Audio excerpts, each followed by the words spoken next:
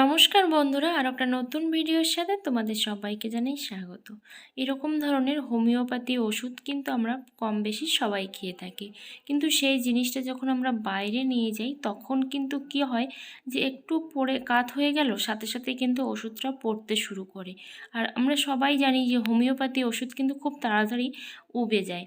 তো সেই জন্য এমন একটা কিছু করা দরকার যাতে করে যদি কাত হয়ে যায় তারপরেও কিন্তু পড়বে না।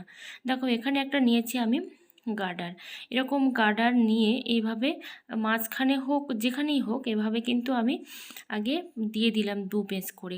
তারপর এই বোতলের মুখটা এঁটে দিলাম। এবার যত এটা কাত হয়ে যাক না কেন আর কিন্তু এই ওষুধটা পড়বে না, কারণ এই ওষুধটা কিন্তু অনেকটা এখন চেপে আছে, শক্ত হয়ে আছে, কারণ ওই জায়গাগুলো ঢিলা থাকার কারণেই কিন্তু ওষুধটা পড়তে শুরু করেছিল। চলো পরের টিপসটা শেয়ার করি।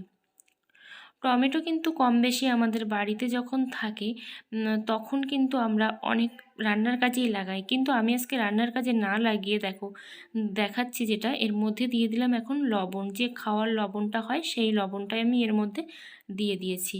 এবার এটা যখন অনেক সময় হয় যে হাতে কিন্তু তেল পড়ে কিংবা ছ্যাঁকা লাগে, এরকম কিন্তু হয়, তখন আমরা সাথে সাথে কিন্তু লবণ দিয়ে থাকি। কিন্তু লবণের সাথে সাথে যদি টমেটোও দেওয়া যায়, টমেটোর মধ্যে লবণ দিয়ে এভাবে যদি ভালো করে যদি ঘোরানো যায় তাহলে কিন্তু জ্বালাটা খুব সহজেই কমে যায়। কারণ গরম তেল পড়লে যে কতটা জ্বালা করে সেটা যার পরে সেই কিন্তু বুঝতে পারে। তো সাথে সাথে হাতের কাছে যদি এরকম টমেটো থাকে, সাথে লবণের মধ্যে কিন্তু টমেটোটা মিক্সড করে তোমরা এভাবে দিলে জ্বালাটা কিন্তু কিছুক্ষণের মধ্যেই কমে যাবে। অনেক সময় কাটা বেগুন কিন্তু থেকেই যায়, কারণ বড় বেগুন নিয়ে আসলাম, হয়তো খেয়ে পারলাম না, তো সেটাই থেকে গেল, এরকম কিন্তু হয়েই থাকে। কিন্তু সেই বেগুনটা কাটা থেকে যাচ্ছে, সেই বেগুনটা কিন্তু শুকনো হতে শুরু করে, একদিনও হয় না শুকিয়ে যায়। তো আমি এর উপরে দিয়ে দিচ্ছি সরিষার তেল, তোমরা এখানে চাইলে সাদা তেলও দিতে পারো। যে কাটা অংশ সেটা আমি খুব ভালো করে কিন্তু তেল মাখিয়ে দিচ্ছি, তাহলে কি হবে, এই বেগুনটা কিন্তু সহজেই শুকাবে না, আর কালোও কিন্তু হবে না। তো তোমরা কিন্তু অবশ্যই টিপসটা অ্যাপ্লাই করতে পারো। আর এই খোসার গায়েও কিন্তু আমি দেখালাম না, আগের একটা ভিডিওতে দেখিয়েছি যে খোসার গায়েও কিন্তু আমি তেল মাখিয়ে রেখেছি, তাহলে কিন্তু এই বেগুনটা কিন্তু খুব সহজে শুকনোও হবে না। চলো পরের টিপসটা শেয়ার করি। ধনে পাতা কিন্তু খেতে আমরা প্রত্যেকেই পছন্দ করি, আর রান্নাঘরে যদি দুবেলা ধনে পাতা না হয় তাহলে কিন্তু মনটা খুঁতখুত করে। তো সবসময় তো টাটকা ধনে পাতা পাওয়াও যায় না, তো টাটকা ধনেপাতা খেতে হলে কিন্তু আমাদের একটু হলেও বুদ্ধি খাটাতে হবে। তো দেখো ধনে পাতাগুলো আমি বাগান থেকে তুলে নিয়ে এসেছি, আর বাগান থেকে হোক কিংবা বাজার থেকে যখনই নিয়ে আসি তখন কিন্তু সেটা ফ্রেশ থাকে। তো এই ধনে পাতা যদি ওই নর্মালি রেখে দিই তাহলে কিন্তু সেটা 1 দিন কিংবা 1.5 দিন, তার থেকে বেশি কিন্তু হয় না, শুকনো হয়ে যায়।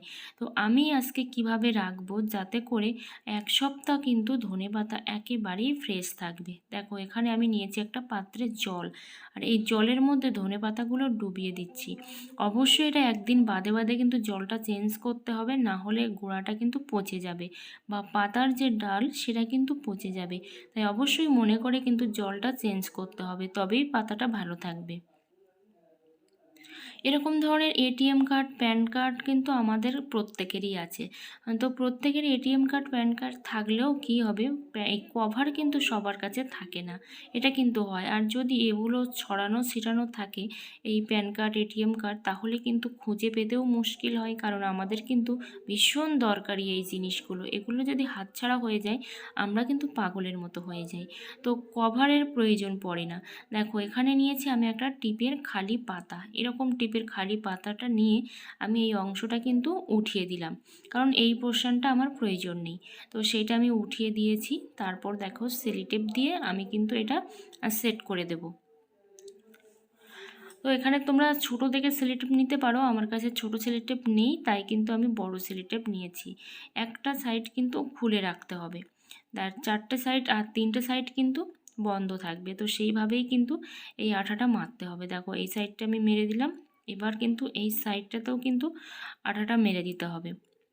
আর তোমাদের এই টিপসগুলো কিন্তু যদি ভালো লেগে থাকে অবশ্যই চ্যানেলটা সাবস্ক্রাইব করো, পাশে থাকা অল নোটিফিকেশানটি অন করে দিও নিত্য নতুন ভিডিও পাওয়ার জন্য। আর যারা অলরেডি চ্যানেলটা সাবস্ক্রাইব করে দিয়েছো সবাইকে অসংখ্য অসংখ্য ধন্যবাদ।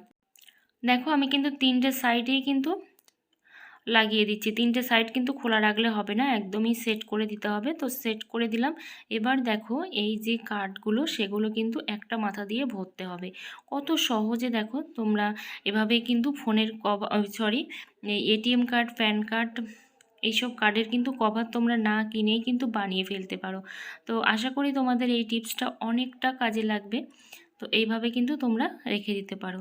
চলো পরের টিপসটা শেয়ার করি। সিম যখন বাজার থেকে কিনে নিয়ে আসি কিংবা গাছ থেকে তুলি, সাথে সাথেই কিন্তু একটা ফ্রেশ ভাব কিন্তু এর মধ্যে থাকে, কিন্তু সারাদিন পরে দেখা যায় এই সিমের মধ্যে কিন্তু আর ফ্রেশ ভাবটা থাকে না। এটা কিন্তু আস্তে আস্তে শুকনো হতে শুরু করে, কারণ যে কোনো জিনিস গাছ থেকে তোলার পরে সেটা কিন্তু আস্তে আস্তে শুকোতে শুরু করে। তো নর্মালি কিন্তু ফ্রিজে রাখলে সিমগুলো এমনিতেই শুকিয়ে যাবে, কারণ ফ্রিজের যে হাওয়া তাতে করে ভালো থাকার পরিবর্তে খারাপটাই কিন্তু বেশি হয়, সেটা আমরা বুঝে উঠতে পারি না। তো এরকম যদি একটা মোটা টাইপের প্লাস্টিকের মধ্যে ভরে সিমগুলো রাখা যায়, তাহলে কিন্তু খুব সহজে কিন্তু সিমগুলো শুকোবে না, নষ্টও হবে না। তো তোমরা অবশ্যই কিন্তু এরকম একটা মোটা প্লাস্টিকের মধ্যে ভরে কিন্তু সিমগুলো ফ্রিজের মধ্যে রাখতে পারো, কিংবা বাইরেও রাখতে পারো এখন ঠান্ডার সময়। তো চলো পরের টিপসটা শেয়ার করি। এখন আমি কড়াইতে দিচ্ছি লবণ, আর লবণ কেন কড়াইতে দিচ্ছি সেটাই তোমাদেরকে এখন দেখাবো। তো দেখো লবণটা কিন্তু আমি খুব ভালো করে গরম করে নিচ্ছি। যে লবণগুলো তোমরা বাড়িতে খাও সেই লবণও দিতে পারো, আর না হলে কিন্তু বাজারে কম দামি লবণও পাওয়া যায়। এবার দিয়ে দিলাম আমি এর মধ্যে পাঁপড়। আমি এখানে ব্যাট পাঁপড় দিয়েছি, তোমরা যে কোনো পাঁপড় কিন্তু এভাবে ভেজে নিতে পারো, কোনো রকম তেলে ভাজার ঝামেলা ছাড়াই। কারণ সবাই কিন্তু তেলে ভাজা জিনিসটা খেতে পছন্দ করে না, অ্যাভয়েড করে যায়। তো যারা তেলে ভাজা খেতে পছন্দ করো না তারা কিন্তু এভাবেই নিজেদের চাহিদাগুলো মেটাতে পারো, কারণ অনেকেরই কিন্তু শরীরে অনেক রকম প্রবলেমের ফলে কিন্তু তেলে ভাজা সমস্ত জিনিস খেতে পারে না। তো তাদেরও কিন্তু পাঁপড় খেতে ইচ্ছা করে, তাই সেই জন্য কিন্তু তোমরা এভাবে লবণের মধ্যে পাঁপড় দিয়ে কিন্তু সহজেই পাঁপড় ভেজে খেতে পারো। আর যদি ভাবো যে এটা লবণ হয়ে যাবে, এটা কিন্তু একেবারেই হবে না।